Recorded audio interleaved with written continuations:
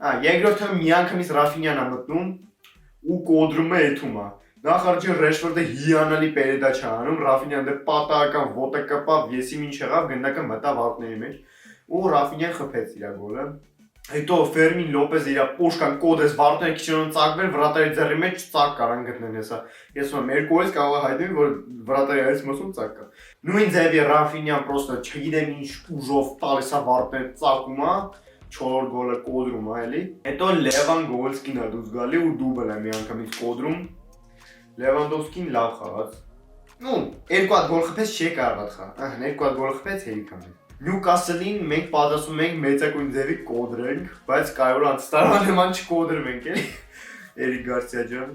նամյոկի պանյոլ։ Ու Ֆլիկ, դու այս վիդեոն նայում ես, ես գիտեմ, հարգարժան Ֆլիկ, խնդրում եմ, ոչ մի էքսպերիմենտ չանես Նյուկասլի դեմ, Նյուկասլը Վալենսիան չի, որ իր դեմ դնես 15 պաշտպանող խաղաս, 2 հոգի հարձակվող, ու հետի ասես էքսպերիմենտն է։ Էսի ձևի համար կատակով ասացի, բայց կարող է ինքնին 15 հարձակվող առանց բրադան խաղանք, կարա դες բաներ։